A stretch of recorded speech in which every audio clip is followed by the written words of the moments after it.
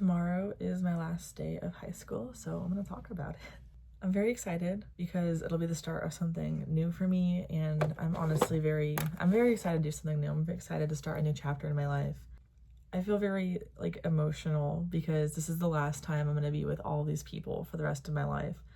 And, I might run into them from time to time, or if I'm traveling, it'll be, a small world type of thing, but realistically, I'm not going to be interacting with these people ever again. I might see them at the grocery store, but I'm gonna be on a different adventure, and so will they. And I think that's a really nice thing, because high school is only one place in your life, and there's so many other places to be.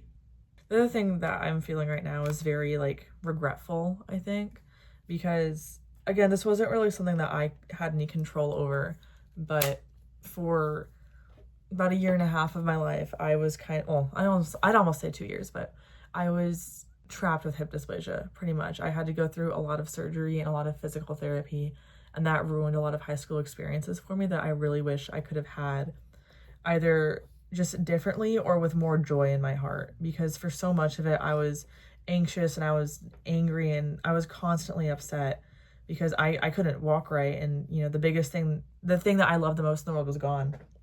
I didn't know if I was going to get it back or not, and that ruined a lot of my high school experience. You make your experience of what you want it to be, but I guess I just wasn't able to. I wasn't able to muster up the courage or just the willpower to do it. And, obviously, yes, I had a very different, adverse high school experience. I can't do anything about that, but I wish I could have overcome it more. Because my freshman year, I did the HOSA club, except we only had 2 meetings the whole year because the teacher's old, it's whatever. My sophomore year, I was on the volleyball team, and I was also doing HOSA, and then my hips crapped out second semester, and everything just went downhill from there. My junior year, I didn't do anything, so I was in and out of surgery, constantly doing PT. My whole first semester junior year, I was online, and I did 2 classes in person. I just, my whole, everything that I was looking forward to in high school, all the experiences I wished I had, didn't end up coming true. And it really broke my heart, because I had this, fantasy imagination of what high school was going to be, and all the freedoms I'd get, and all the people I'd get to meet. And then I had it all right in front of me, and I just stood still. I mean, I couldn't walk anyways, but I wish I was able to overcome my anxiety and my fear. I wish I didn't hold myself back so much. I wish I didn't use hip dysplasia as an excuse. And, if I were to tell myself that in the moment, I would have punched myself clean in the face. But, just looking back, I wish I had that strength. And that wasn't going to come to me. I was, 15, 16 years old. That wasn't just going to pop into my head and be like, okay, no, you're all good to go. But I hope that in college I make something more of myself, and I join clubs and I talk to people, and I just meet people and make new friends. And that's also something that was kind of weighing on me today, is that I'm seeing all these people that I've known for years and years and years, like since kindergarten, and they look at me like I'm a stranger, and I'm trying, I want to be your friend, I want to talk to you. And I don't know if it's something about me. I don't know if I've freaked them out or if I've said something wrong. I really hope I didn't, but it still hurts, I want to reconnect with you at least one more time before we go off. And maybe that is my fault that I waited until the end, but it's very interesting to see all these people who I've known for so many years, and it's wow, this is our last time being together. We're going to go off and we're just not going to see each other anymore. Another thing I also was thinking about today is how I've kind of become a lonely person. And that's part of why I started YouTube and everything, but I've become a very lonely person. I don't have a lot of close friends. I have 3 close friends in total, and 2 of them are twins. So I don't know how much that counts, but this kind of made me realize, I wish I was more outgoing, and I wish I kept my friendships in better shape. And part of it, was my hip dysplasia and everything that I had to go through with that. But the other part was just, why was I such a coward? Why didn't I just stay? Why didn't I effectively communicate? Why didn't I just talk things out? Why was I so quick to shut people out? My freshman year, I had a friend group from middle school. We kind of grew apart, and that's okay. We don't really talk to each other anymore. My sophomore year, it was right after I detransitioned, so I was like, okay, I need to find a group of girls. I need to figure this out. And then they started talking really bad. They just started saying a lot of bad things about me, and I got pretty much kicked out of the friend group. I didn't realize it until later on when my other friend got kicked out. I found this new group of people, and then when my hips started crapping out, I wasn't able to go to school and everything, and I just wasn't the same person I was, and they had a lot of bad things to say about that, so I wasn't friends with them anymore. My junior year, the friend group I went into next, where they were kind of a part of the sophomore year friend group. They kind of branched off. And I, talked to them. I tried to interact with them, and we were friends for about a year. But there were so many times where I feel like there was a disconnect in maturity and understanding. And it was really hard for me to be around them. And like pretty much after junior year, I wasn't able to like be around them anymore because it gave me so much anxiety. And I would feel my heart rate spike. I'd be like, oh my God, I can't be here. Like I feel anxious. I feel very high intense anxiety. And so my senior year, I have my 3 close friends, 2 of which are twins, and then I have my classroom friends who I'm probably never going to talk to again. And that does make me a lonely person because for most of this year too, I had a boyfriend, and that's another thing I wanted to talk about too, because I feel like the only way I can be loved is through a man's eyes. Like I feel like I don't have the capacity to truly love myself. And I want that. I want to be able to love myself. I want to be able to appreciate everything about me, the way that I look, the way that I feel about myself, the things that I can do, and the person that I am. And I feel like I've never been able to truly exist without that validation, without that kindness from another person. So specifically a man. I was thinking about it more on the car ride home from volleyball today, but my whole life has just kind of revolved around, will a guy like me? The way that I train, the way that I eat, the way that I talk to people, the way I do my makeup, the way I style myself, will a guy like me? And I think part of that kind of stems from part of it stems from being in elementary school and middle school and being astronomically tall. I was just huge in comparison to these people around me, and it made me feel so insecure because something that a lot of people had to point out. It's not their fault, the parents probably should have said something to them. They didn't. I can't control that. That's whatever. But it was still something that was so prevalent to me. I was like, oh, you're tall. You're really tall for your age. You're really big. You're strong. You're tall. Wow, wow, wow. Like, you look really sturdy. I'm like, thanks, I guess. Like, it's just, going into middle school, I still was pretty tall. I wasn't like the tallest person anymore, but I was still like kind of up there. And it still had a really big impact on me because it's like, why can't I be, this short, dainty girl? Like, why can't I be feminine? Like, these girls around me who are shorter than me, like, why can't I be like them? And I think once I got to high school, because I was trans in high school, or like at least for my freshman year, and that was a really interesting experience for me. It was actually a very interesting experience. Never in my life had I been treated with more respect. I had never been interrupted once. Doors were held for me. People actually came up to me and talked to me. I was never ignored. And then after I detransitioned, I went back to regular girlhood. I was like, damn, like, why are people so fucking rude? Like, people are like, it was the weirdest thing because I passed pretty well for a guy. I was like, wow, like, it's a totally different, like, it's different everything.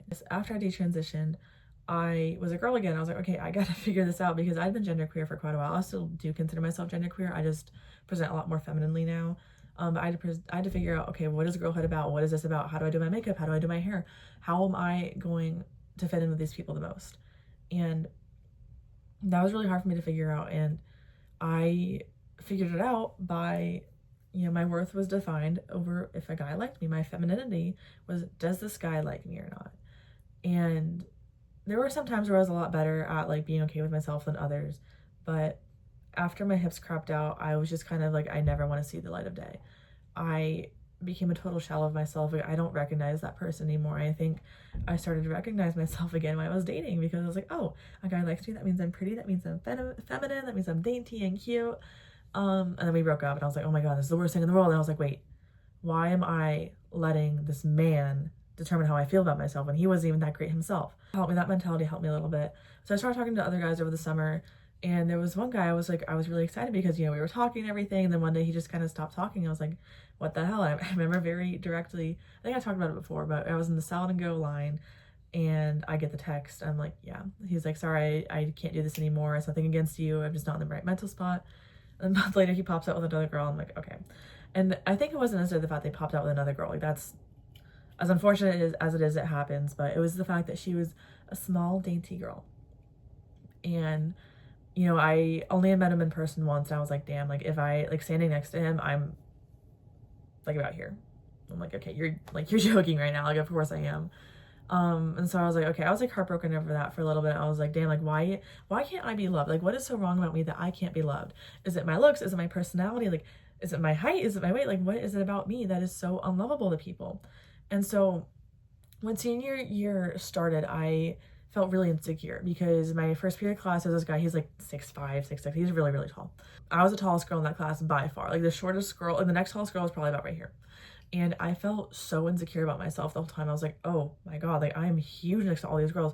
Even all the guys, like they were like in this range of height. I was like, wow, I feel huge. I felt so insecure. So like every single day I'd come home from school, I would cry for a little bit. I was like, wow, I am so tall. I'm so huge. I hate this. I started talking to this guy who was on the volleyball team the year before he graduated, and he was pretty tall. He was like 6'4", 6'5". He's like a tall guy. And that made me feel like I wasn't a giant for once in my life. Sorry, this is like really sensitive, but it made me feel like I wasn't huge for the first time in my life.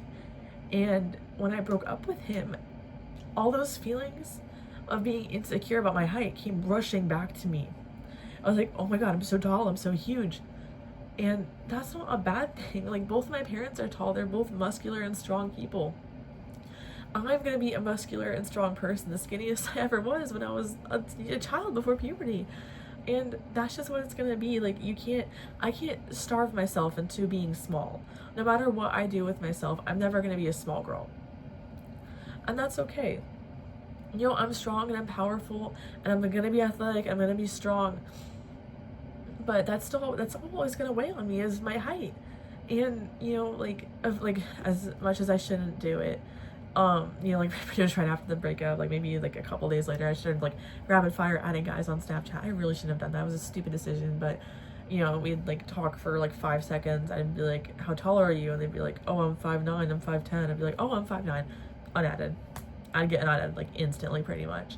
I just kept doing it because I feel like I wanted that extra confirmation that, yeah, you are too tall, you are too muscular, you're too strong, you look too much like a man. And I am a feminine girl. I love makeup and I love my accessories and everything, and that's okay. It's just, I shouldn't have to have a man determine that I am feminine, that I am beautiful, and that I'm not too big. I'm the perfect size because that's the way I am. I wish I could make myself really believe that.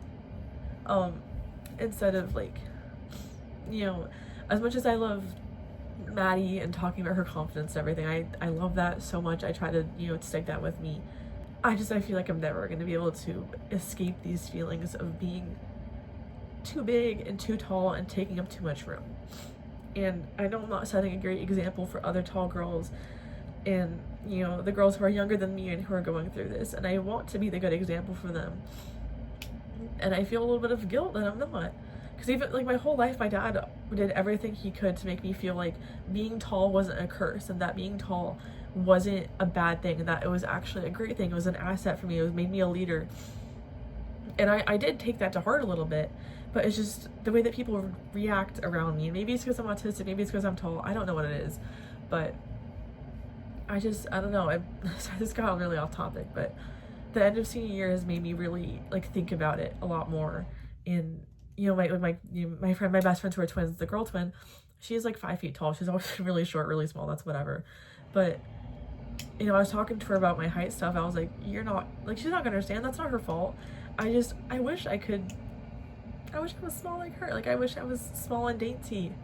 I'm never gonna be that, and that's, I don't know, but the end of senior year has made me reflect on a lot of things, and I'm ready to let go of senior year and just be in a different space and meet new people. You know, maybe there will be a really nice tall guy, maybe there'll be a really nice tall girl, maybe a nice short girl.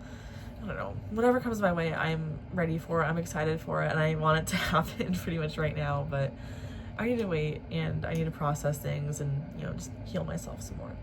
But yeah, thank you.